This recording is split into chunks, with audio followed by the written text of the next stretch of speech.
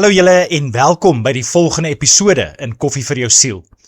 Die titel vir vandag is Wanneer die verhoog belangriker as die verlosser word, en hierdie is episode 21 in die tema Die Kriewelrige Kerk.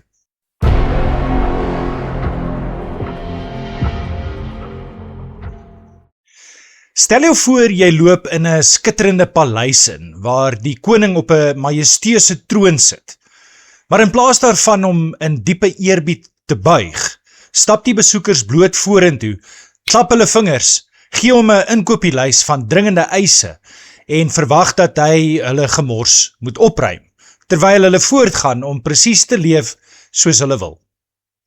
Dit klink na 'n absurde belediging, tog is dit die presiese geestelike houding van die moderne westerse kerk. Ons het Jesus as ons verlosser gereedelik aanvaar as 'n gerieflike assurantiepolis teen die oordeel, maar hom heeltemal buite die deure gesluit as die absolute koning of Here van ons daaglikse lewe. Ons is desperaat vir die skouspelagtige, die hoendervleis, die emosionele opwinding van 'n manifestasie en die vinnige kitsoplossing van 'n wonderwerk. Maar ons verpes die pynlike snoeiproses wat nodig is om 'n heilige karakter te bou. Hierdie gulsige gesmag na rou bonatuurlike krag sonder die fondament van 'n regverdige lewe, het die kerk wyd oopgestel vir massiewe misleiding. Wanneer ons primêre teiken die emosionele high of die skouspelagtige vertoning is, eerder as 'n diep oorgegewe lewe, verloor ons nie net ons onderskeidsvermoë nie, maar betree ons 'n gevaarlike grenslyn, waar ons bereid is om enige demoniese namaaksel te aanvaar, solank dit ons net warm en knus laat voel. Die sleutelvers vir vandag kom uit 1 Petrus 3 vers 12. Die Here sorg vir die opregtes en luister na hulle hulpgeroep, maar hy tree op teen die wat kwaad doen. Die oordenking vir vandag: die vleeslikheid van die skouspel, geloof sonder gehoorsaamheid. Iewers langs die pad van ons geskiedenis het die moderne kerk 'n tragiese kompromie aangegaan. Ons het besluit dat ons onsself volgelinge van Christus kan noem sonder om hom werklik te hoef te volg. Ons het die opofferende pad van praktiese kruisdraer vervang met die memorisering, die bestudering en intellektuele ontleding van die skrif, asof die kennis van die woord in Griekse grondwoorde gelykstaande is aan die uitleef daarvan. Die Bybel verklaar onomwonde dat diegene wat sê hulle leef in God, hul lewens geleef moet word presies soos Jesus dit gedoen het. Maar hierdie absolute standaard registreer bloot nie in 'n kerkkultuur wat vrees bo getrouheid en rebellie bo gehoorsaamheid kies nie. Die kern van ons kragteloosheid lê daarin dat ons nie waarlik honger en dors na geregtigheid self nie. Ons smag slegs na die fenominale voordele wat geregtigheid meebring. Ons wil hê dat ons gebede kragtig en effektief moet wees, en ons eis God se bonatuurlike voorsiening, sy seën, genesing en herlewings om ons kerkdienste meer skouspelagtig te maak.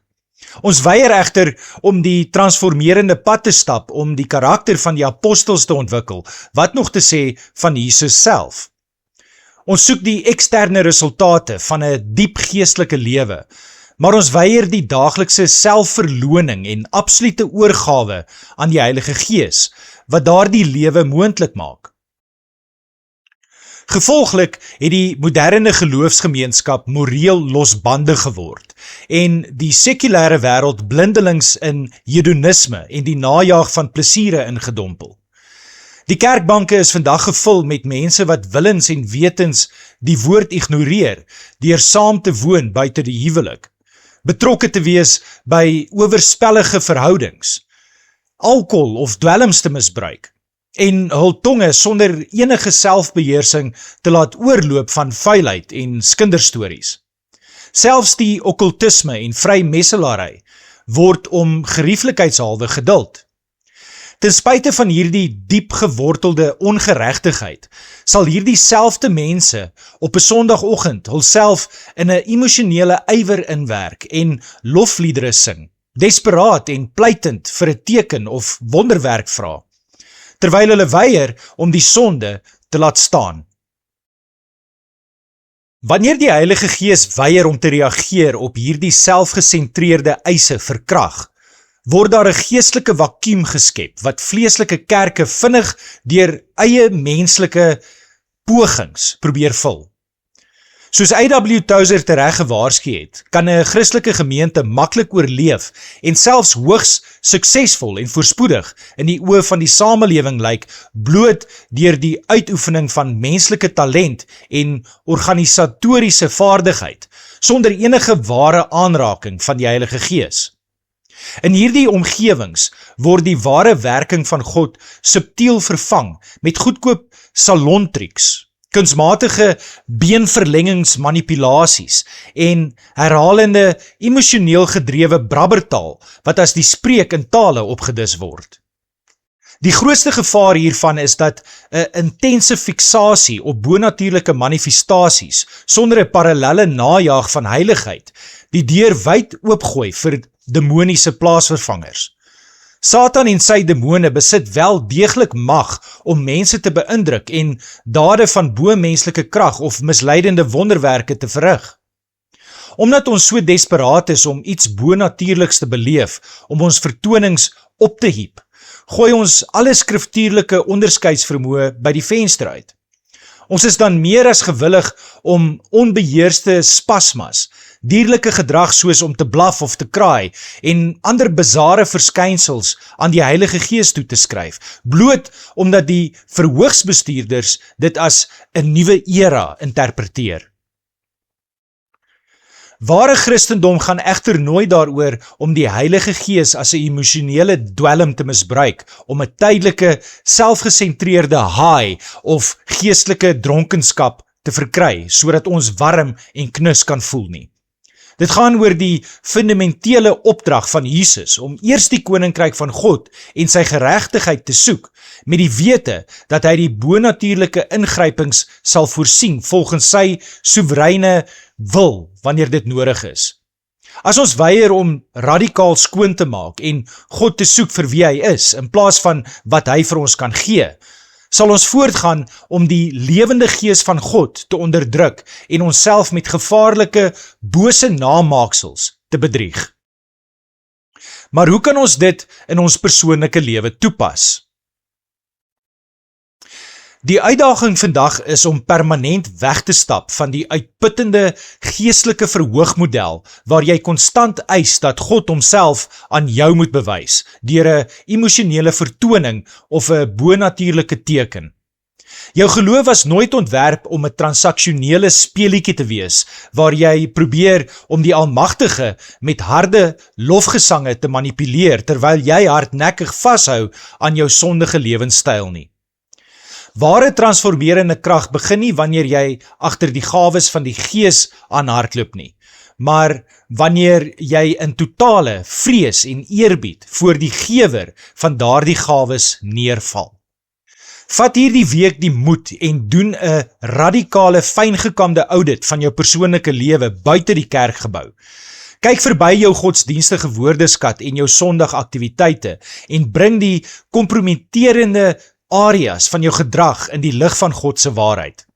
As jy in 'n saambly verhouding is, 'n leefstyl van morele traagheid het, geheime verslawings of 'n ongetemde tong het, wat jy probeer wegsteek agter harde lofsange, knip vandag nog die naaldstring daarvan af.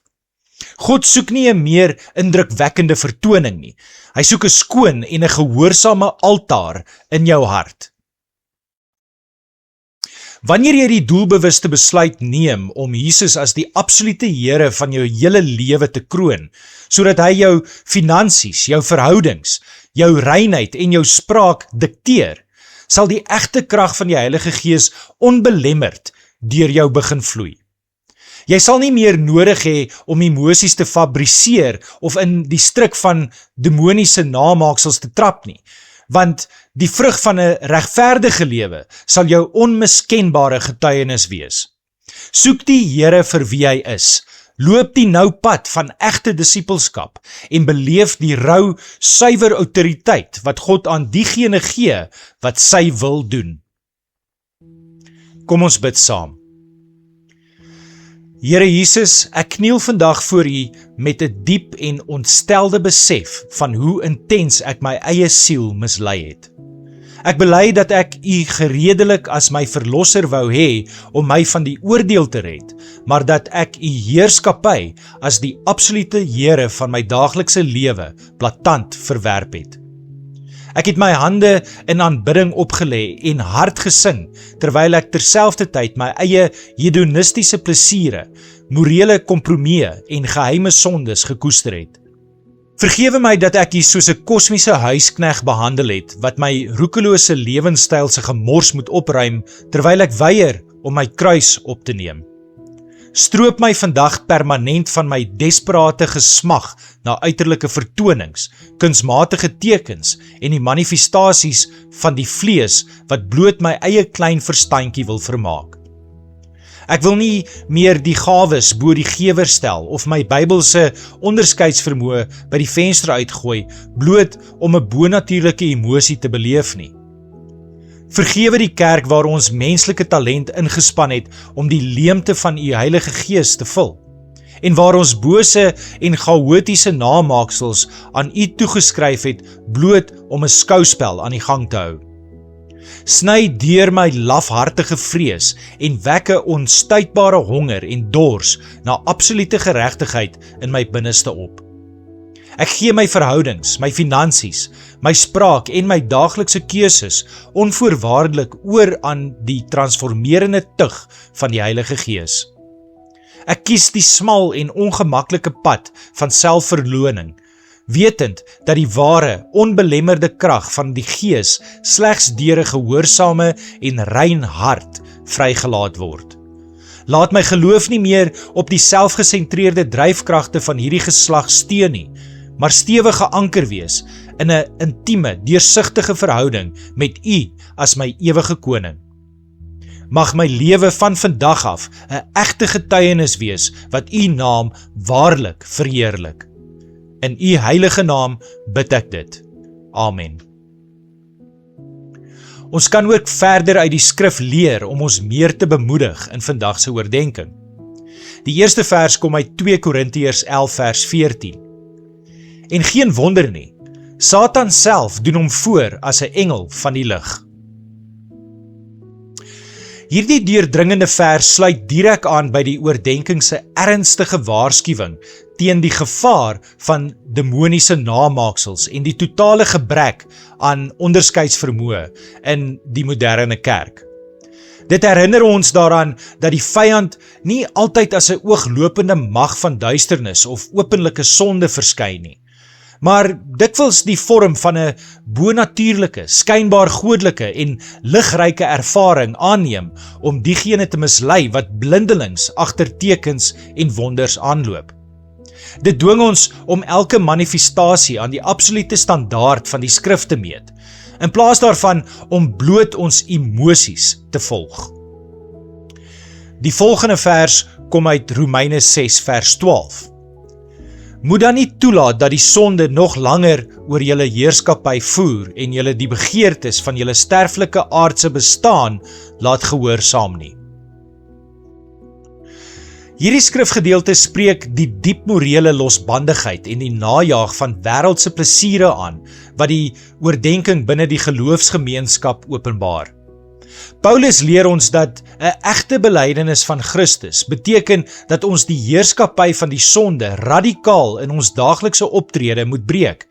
Ons kan nie ons liggame oorgee aan oorspel, saambleiery of losbandige partytjies, terwyl ons op 'n Sondag vir die krag van die Gees skree nie. Dit daag ons uit om ons eie begeertes aan Christus te onderwerp, sodat ons hande skoon kan word vir die bediening. En dan die laaste vers kom uit 2 Timoteus 3 vers 5. Hulle sal nog die uiterlike skyn van die godsdiens hê, maar die krag van die godsdiens sal hulle nie ken nie, bly weg van sulke mense af. Hierdie vers som die pynlike anatomie van 'n uiterlike suksesvolle, dog geestelike holgemeente volmaak op. Ooreenkomstig met Tozer se waarskuwings oor die misbruik van menslike talent en die vlees. Dit verduidelik aan ons dat 'n godsdiens wat uitsluitlik op uiterlike forme, skouspelagtige vertonings en emosionele opstoking gebou is, sonder innerlike reinheid en gehoorsaamheid, heeltemal kragteloos voor God is. Dit dwing ons om die kunsmatige fasades van die Christelike buiteklub radikaal te verlaat en terug te keer na die diep opofferende en egte realiteit van die Heilige Gees. Dankie dat jy na vandag se boodskap geluister het en lewer gerus jou kommentaar op hierdie plasing. Onthou ook om dit met soveel mense moontlik te deel. Mag jy 'n vreugdevolle dag hê, mag die Here jou seën. Ons gesels weer tot volgende keer. Shalom, shalom.